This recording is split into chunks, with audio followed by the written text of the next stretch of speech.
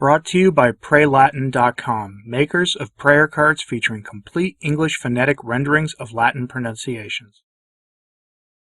The modernists are celebrating the revolution of Vatican II. Its anniversary has arrived, and they're pretty open about the fact that the church was fundamentally changed at that council.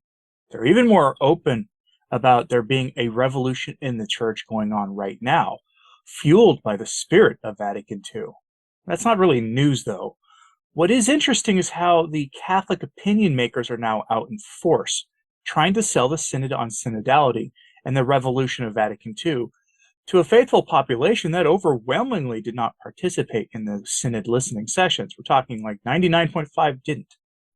The modernists are having both a crisis of credibility and legitimacy, and they're out there trying to change your opinion on what they've been up to. Their propaganda is worth being familiar with so you're not blindsided by the things they're saying in the coming weeks. But let's check in first with the Universal False Church of Man, that institution parading around calling itself the Catholic Church, in a related story. Reporter Brie A. Dale on Twitter got the scoop here. Quote, "The Holy See press office confirms that the Pope will take part in a meeting of the Prayer for Peace with representatives of world religions organized around the community of Sant'Egidio. The event, entitled Cry for Peace, will take place in the afternoon of October 25th at the Colosseum."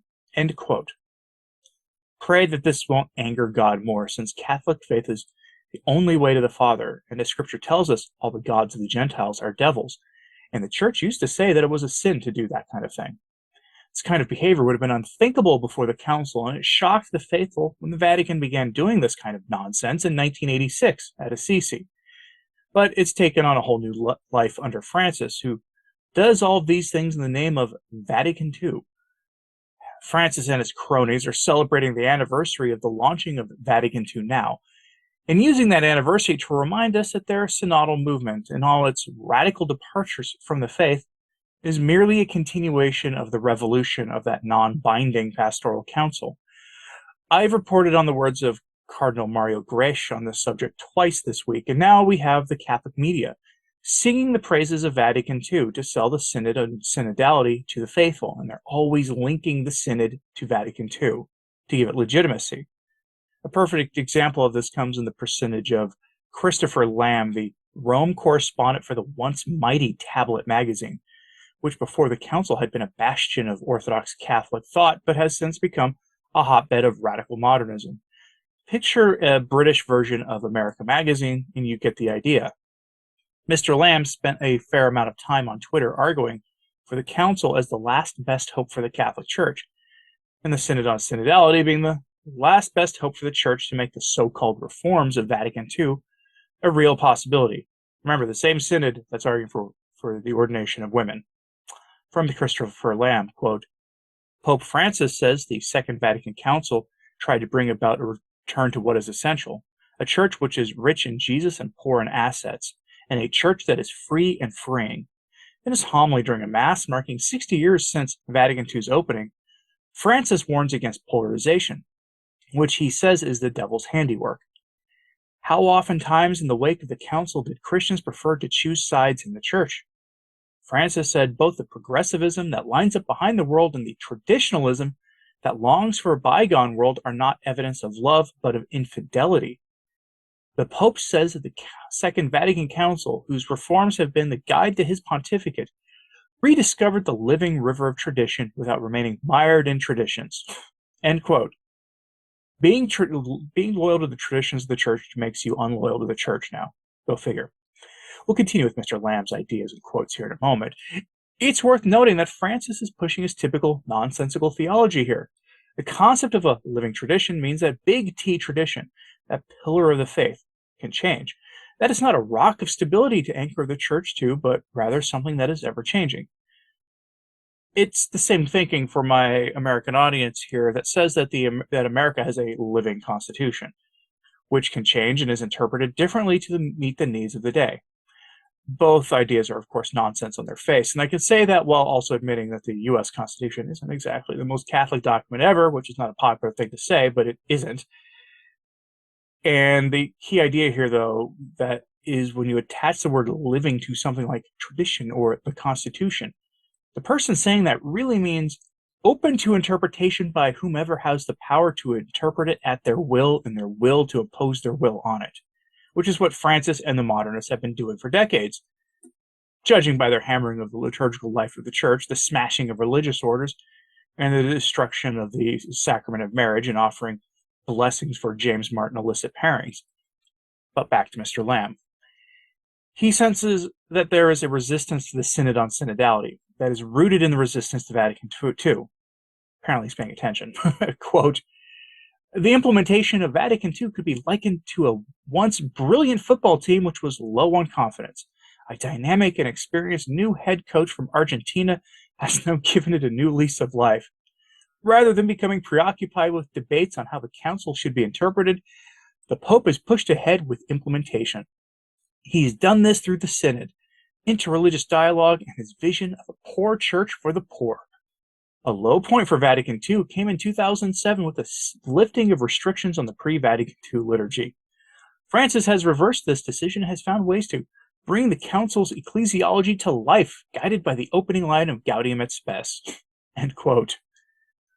Mr. Lamb and the apologists for modernism don't understand that they're making our case for us when they say things like this. They just are. It is true that the church in America and the West after the war was in some kind of a malaise, shocked by the horrors of that war and by the sudden affluence that sprang up as a consequence of the rebuilding and the post-war boom of the 1950s into the 1960s due to America taking front and center stage in the world economy and other things. But that only meant that Catholics needed a personal reform, a reorienting of our spiritual lives away from materialism, not a church reoriented towards the material concerns of the world, which is what we got instead, all wrapped up in good language of personal calls to holiness that in reality were calls to conform the church to the wisdom of the world. Now Mr. Lamb cheers this on under Francis, who has decided that the resurgence of traditionalism and the traditionalist movement more broadly is a threat to this new materialist orientation in the church. Over at Front Page Mag, they really illustrate this false materialist church that is on the rise now under Francis with this story. Headline, The Church of Everyone, Why So Many Catholics Are Leaving. This piece goes into a lot of political topics that I just don't usually bother with and won't cover here really, other than to say that Francis has aligned himself with that figure that I call Lady Moloch. You know her. She was the one who was told a few months ago by her Archbishop, Salvatore Cordileone of San Francisco, to not present herself for the Eucharist and because of her stances on the Moloch ritual. And President Sleepy, Creepy, Sniffy Caesar himself, who is super devout as a Catholic according to the media, despite himself also being a servant of Moloch and being dedicated to the widespread access to the Moloch ritual. Francis aligns himself with them, and in so doing has abandoned Catholic morality entirely, which is what is meant by making a church for everyone. From the article, quote, Pope Francis recently called for a church open to everyone. Nothing new here. The church has always been open to everyone, including sinners. The church has always acknowledged that it is a, quote, church of sinners. But when Francis says open to everyone, he seems to have something else in mind.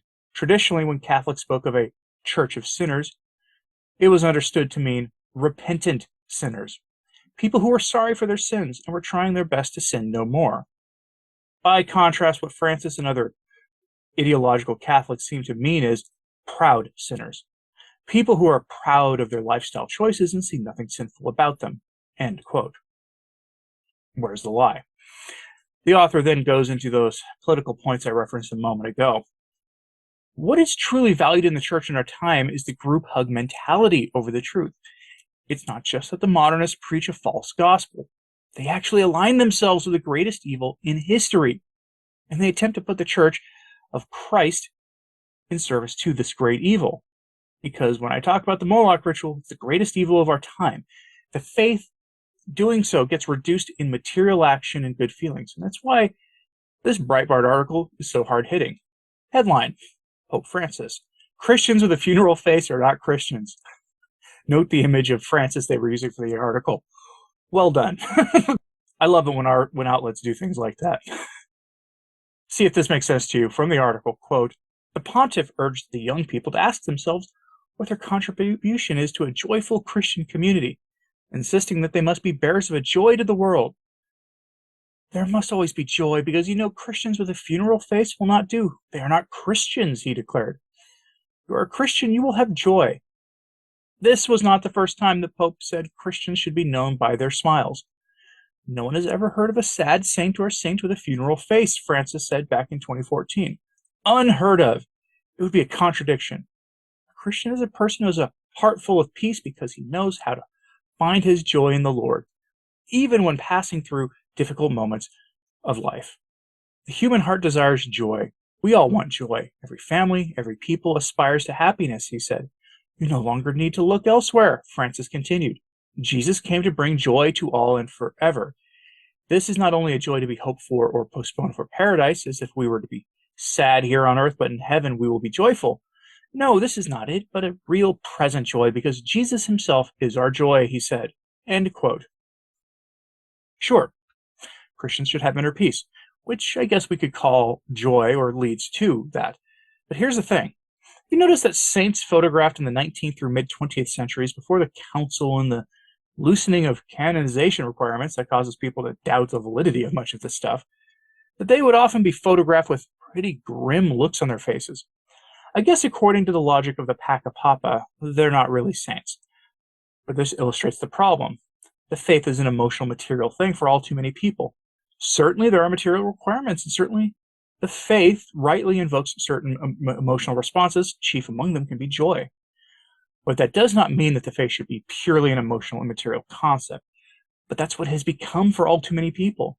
It should go without saying that this is a false gospel. It is a false gospel, that the faith should just be an emotional thing.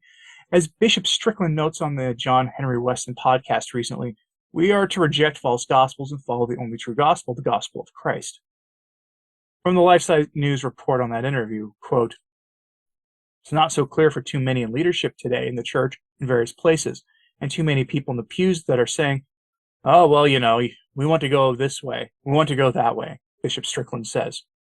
Truth is not about opinions. It's not about a popular tally. It's not about a consensus. It's the truth of Jesus Christ. He's the truth incarnate. St. Paul makes it very clear. End quote. Those words are as true about the fruits of the Synod on synodality and about the errors promulgated by the modernists at the council by Francis today as they are about anything else. Reject false gospels and follow the same faith that our Catholic ancestors held. That is the only true way to salvation. It's the only way forward for the faithful, for the world in our time. But I'm curious what you thought about this.